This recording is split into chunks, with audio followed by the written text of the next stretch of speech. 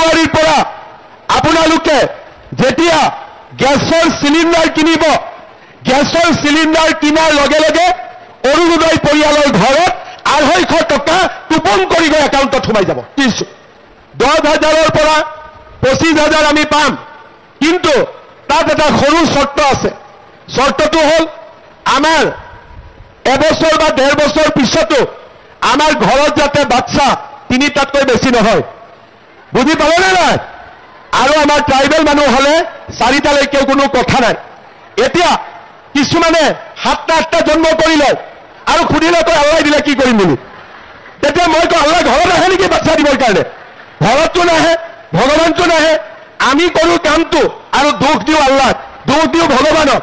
সেইকাৰণে এইবাৰ মই আল্লাহকো অনুৰোধ কৰিছো, ভগৱানকো অনুৰোধ কৰিছো যে আমাৰ ঘৰত আৰু 3-4টাতকৈ বেছি বাচ্চা নিদিব, কাৰণ আমি লাখপতি বাইদেউ বনাব লাগে। মই ঠিকে কৈছো নে নাই কোৱা? সেইকাৰণে আজি এই লাখপতি বাইদেউ আঁচনিখন অকল মাত্ৰ আঁচনি নহয়, ইয়াৰ লগত ছচিয়েল মেছেজ আছে। আপোনালোকে এই 10,000 টকাটো ভাল কৰি ব্যৱহাৰ কৰক।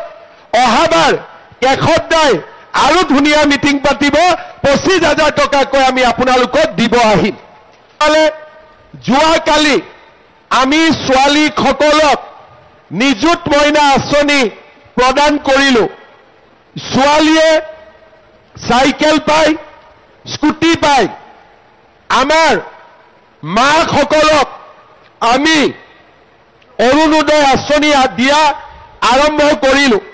যোৱাবাৰ ইলেকশ্যনৰ সময়ত যেতিয়া মই অৰুণোদয় দিছিলো, তেতিয়া কংগ্ৰেছৰ মানুহবিলাকে কৈছিলে যে ইলেকশ্যনৰ পিছত অৰুণোদয় বন্ধ হৈ যাব। অৰুণোদয় বন্ধ নহল। 830 টকাৰ পৰা অৰুণোদয় 1,000 হ'ল। 1,000 টকাৰ পৰা 1,250 টকা হ'ল। এইবাৰ আমি ঠিক কৰিছো 1 জানুৱাৰীৰ পৰা আপোনালোকে যেতিয়া গেছৰ চিলিণ্ডাৰ কিনিব, গেছৰ চিলিণ্ডাৰ কিনাৰ লগে লগে অৰুণোদয় পৰিয়ালৰ ঘৰত 250 টকা টোপন কৰি গৈ একাউণ্টত সোমাই যাব। তাৰমানে গেছৰ দাম 950, 250 টকা চৰকাৰে দিব। গেছৰ দাম 550 টকা, 250 টকা চৰকাৰে দিব।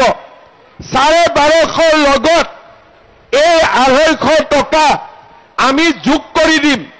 তাৰমানে অৰুণোদয় গৈ পেলাই 1,500 টকা হৈ যাবগৈ। কলিয়াবৰ সমষ্টিত আমি 30,000 পৰিয়ালক অৰুণোদয় আঁচনি দিছো।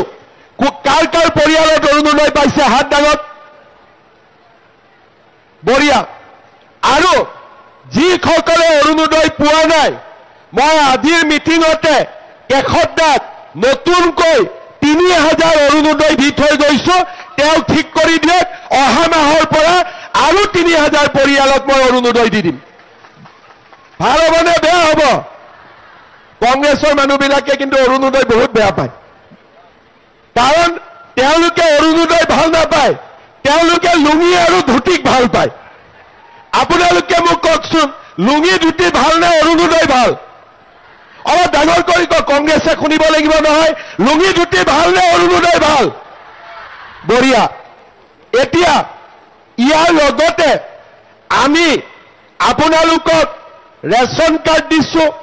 ৰেচন কাৰ্ডৰ লগত আমি আপোনালোকক আয়ুষ্মান ভাৰত, আয়ুষ্মান অসমৰ কাৰ্ড দিছো, যাতে 5 লাখ টকালৈকে আমি বিনামূলীয়া চিকিৎসা পাব পাৰো। এই নৱেম্বৰ মাহৰ পৰা আপোনালোকক আমি বজাৰতকৈ কম দামত ৰেচন কাৰ্ডৰ জৰিয়তে দালিও দিম, নিমখো দিম আৰু চেনিও দিয়াৰ কাম আমি আৰম্ভ কৰিম। দালি পাব, নিমখ পাব আৰু চেনিও পাব। এইখিনিও ব্যৱস্থা আমি হাতত লৈছো। গুৱাহাটীত এখন মিটিং হৈছিলে। মিটিঙত মই কলো যে অহাবাৰ ইলেকশ্যনত জিকিলে এগৰাকী মায়ে, আমাৰ অসমত বহুত মানুহ আছে, গিৰিয়েকে এগৰাকী এগৰাকীক বিয়া কৰালে 3-4 বছৰ পিছত আৰু এজনীক বিয়া কৰায় 10 বছৰ পিছত আৰু এজনীক বিয়া কৰায় এনেকুৱা মানুহ আছে যোনে ঘৰত 4 গৰাকীকৈ ঘৈণীয়েকক বিয়া কৰাই লৈ আহিছে এই নৱেম্বৰ মাহত মই নতুন এখন আইন আনি আছো কোনোবা গিৰিয়েকে এগৰাকীতকৈ যদি বেছি ঘৈণীয়েকক বিয়া কৰায় 7 বছৰ জেলত যাব লাগিব 7 বছৰ জেলত যাব লাগিব ভাল হ'বনে নহ'ব ভাল হ'বনে নহ'ব এতিয়াৰ পৰা অসমত কোনো গিৰিয়েকে দুবাৰ বিয়া কৰাব নোৱাৰিব প্ৰথম বিয়া কৰাতেও ভাবি চিন্তি বিয়া কৰাব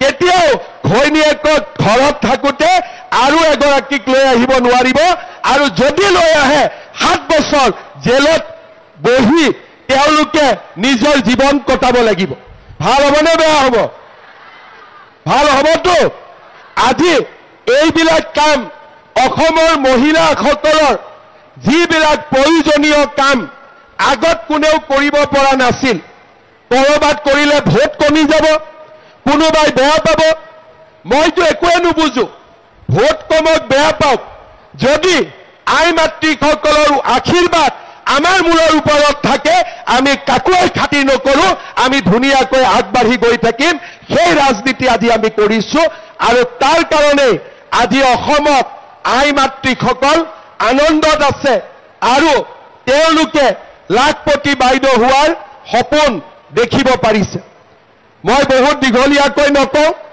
এটা কথা মই ক'ব খুজিছো 10,000ৰ পৰা 25,000 আমি পাম কিন্তু তাত এটা সৰু চৰ্ত আছে চৰ্তটো হ'ল আমাৰ এবছৰ বা 1.5 বছৰ পিছতো আমাৰ ঘৰত যাতে বাচ্চা 3টাতকৈ বেছি নহয় বুজি পালেনে নাই আৰু আমাৰ ট্ৰাইবেল মানুহ হলে 4টালৈকেও কোনো কথা নাই এতিয়া কিছুমানে 7টা জন্ম কৰি লয় আৰু খুদিলে কয় আল্লাহ দিলে কি কৰিম বুলি তেতিয়া মই কওঁ আল্লাহ ঘৰত আহে নেকি বাচ্চা দিবৰ কাৰণে ঘৰততো নাহে ভগৱানটো নাহে আমি কৰো কামটো আৰু দুখ দিও আল্লাহক দুখ দিও ভগৱানক সেইকাৰণে এইবাৰ মই আল্লাহকো অনুৰোধ কৰিছো ভগৱানকো অনুৰোধ কৰিছো যে আমাৰ ঘৰত আৰু 3-4টাতকৈ বেছি বাচ্চা নিদিব কাৰণ আমি লাখপতি বাইদেউ বনাব লাগে